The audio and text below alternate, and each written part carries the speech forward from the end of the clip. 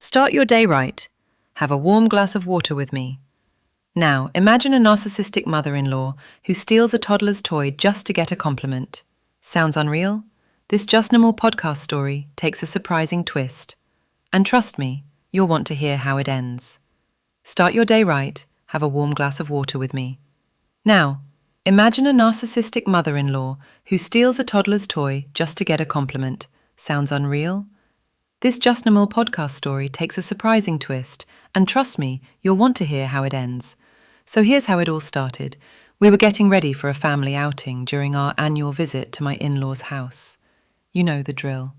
Packing up the diaper bag, chasing a 2-year-old around the room, trying to get him out of his beloved Paw Patrol pajamas and into something that actually has buttons.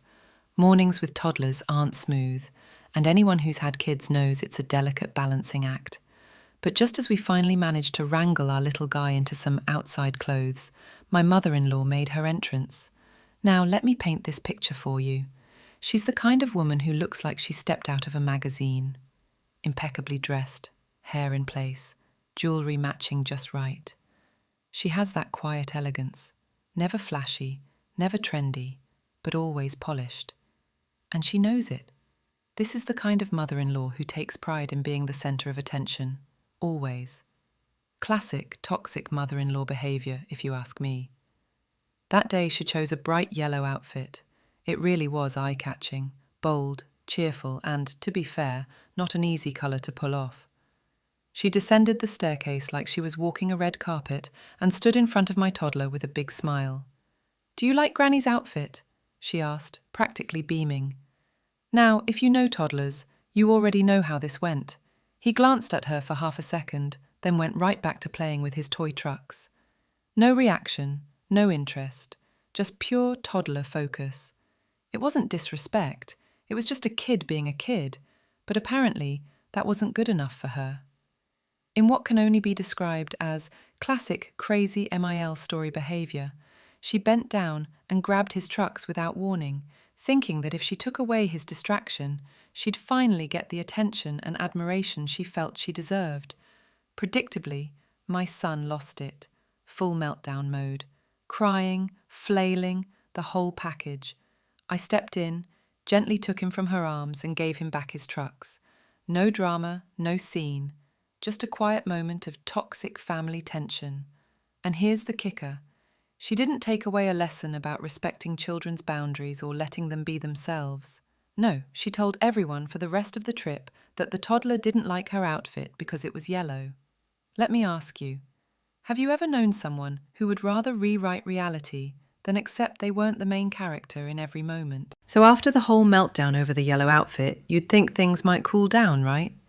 I mean, maybe she'd chalk it up to kids being kids and move on. But nope. That moment became the centerpiece of the entire visit, like some grand betrayal at the hands of a toddler. Everywhere we went, she retold the story. He didn't like Granny's yellow outfit, she'd say with a dramatic sigh, as if he'd crushed her spirit. She told the neighbours, the cashier at the grocery store, even the waitress at brunch. The poor woman just asked how the pancakes were and got a narcissistic mother-in-law monologue about how yellow apparently doesn't suit her skin tone, according to a 2-year-old. Now, don't get me wrong, I understand wanting to feel seen, especially as you get older. It's not easy watching your role shift in the family, from centre of the household to background character. But there's a line between seeking connection and rewriting the truth just to stay relevant. What made this justnomil podcast worthy wasn't just the yellow dress incident, it was how she used it. Instead of laughing it off or letting it go, she weaponized it. It became her go-to punchline. But not in a, "can you believe what he said" way? More like, "I'll never wear yellow again, because even my grandson thinks I look terrible." It's subtle, but there's manipulation baked in. That's the thing with toxic family dynamics. They don't always scream. Sometimes they whisper. And when you're dealing with a toxic mother-in-law, those whispers turn into a script where everyone else gets assigned roles, whether they want to play them or not. She cast herself as the tragic figure, the victim of harsh toddler judgment. And you know who got the blame next? Me. Yep. "He must have picked it up from his mum," she'd say, when she thought I wasn't listening.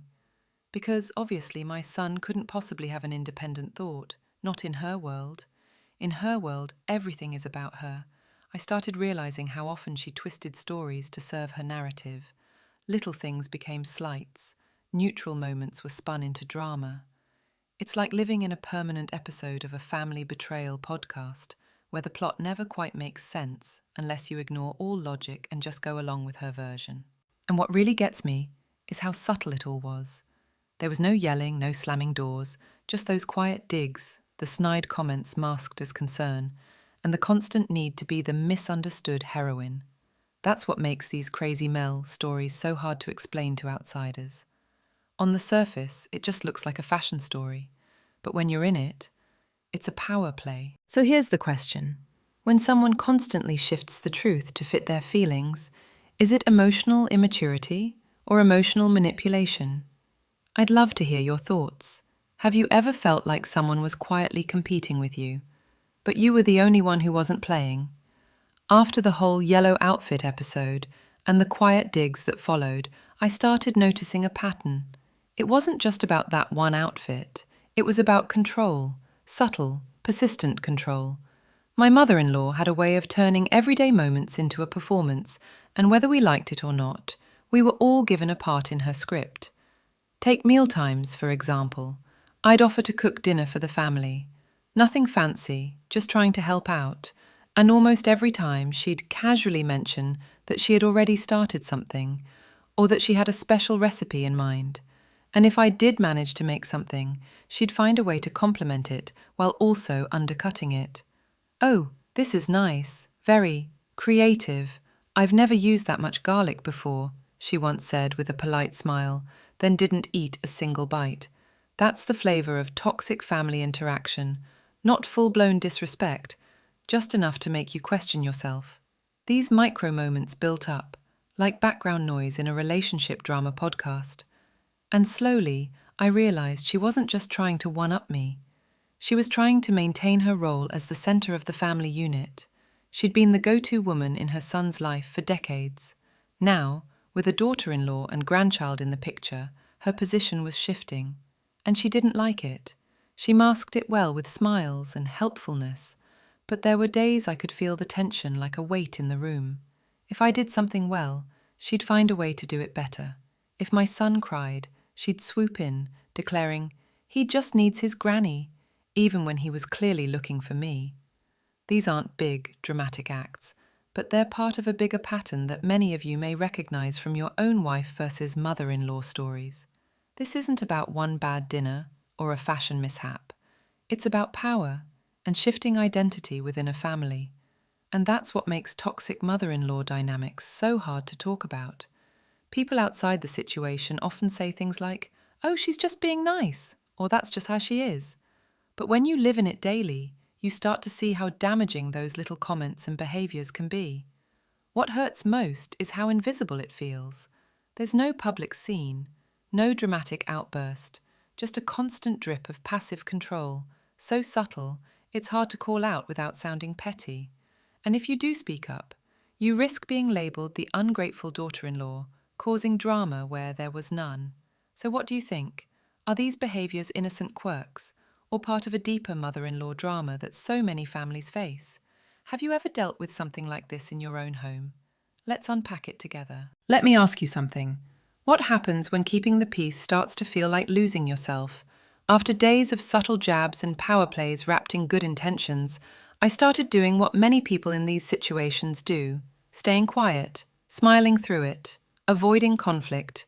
Because let's be honest, confronting a toxic mother-in-law isn't as simple as just speaking up, especially when you're the newcomer in a family where everyone is used to her being in charge. But silence doesn't mean peace. It just means the drama gets quieter, until it doesn't. One evening we were all sitting down to dinner. Nothing unusual, just the usual family chatter and a table full of food, most of it prepared by her, of course. As we sat down, my son reached for the mashed potatoes and accidentally knocked over a glass of water. A toddler moment, nothing serious. He was startled, looked up at me for reassurance. Before I could react, she snapped. "He's becoming too sensitive, probably because his mother coddles him too much." The room went still. I looked at my husband, waiting, hoping for him to say something. But he just looked down at his plate. And that right there was the moment I realized. This wasn't just a mother-in-law conflict. This was a family dynamic where her opinions always carried more weight than the truth. Now, I'm not saying I expected fireworks or some heroic defense, but when your partner doesn't have your back, it stings. It turns a simple dinner into a quiet betrayal. And that's the hidden wound in so many relationship drama podcasts like this. It's not just the MIL, it's the silence of those around her. I didn't argue. I cleaned up the water. I comforted my son. But inside, something shifted. I stopped trying to win her over. I stopped letting her judgment define whether I was a good mother or not. Because the truth is, no matter how perfect I was, she'd still find a way to make me feel small. That's what people with narcissistic tendencies often do. They shrink the people around them so they can shine brighter. And you know what? That quiet shift was the beginning of a different kind of strength. Not revenge in the dramatic sense, not the kind you hear in true revenge stories, but a personal one.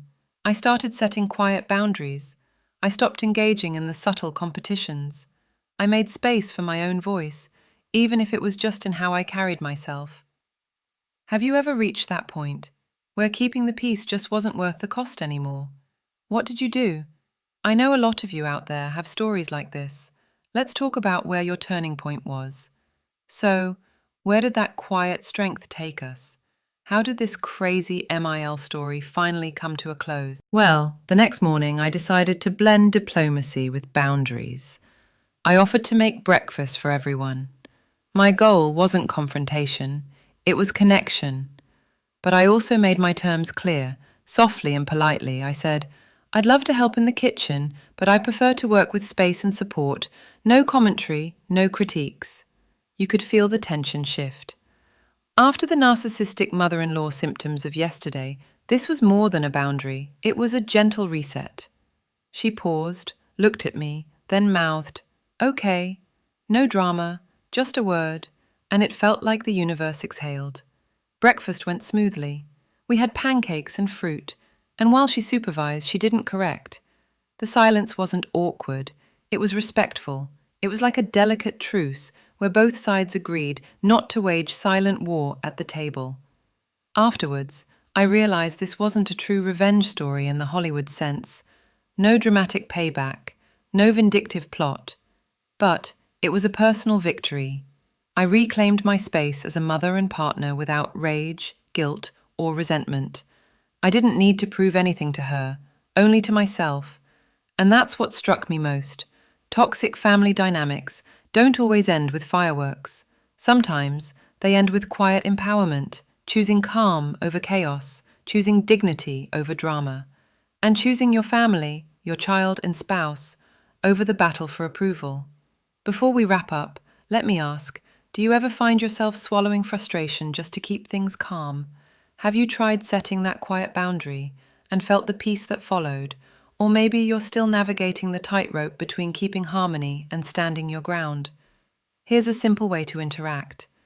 If you've ever drawn a quiet line for your own sanity, drop a fire in the comments. If you're still figuring out how to set that line and want to talk it out, leave a fire. Let's see how many of us are ready to say, "I've got this," or still needing that boost. This is more than a wife versus mother-in-law story. It's a journey we all share. Thanks for listening to this relationship drama podcast episode. If this toxic mother-in-law or family betrayal theme hit close to home, hit like, share with someone who's been there, and subscribe for more real-life story time with Twist. Until next time, take care of you and remember, sometimes the strongest voice is the quiet one.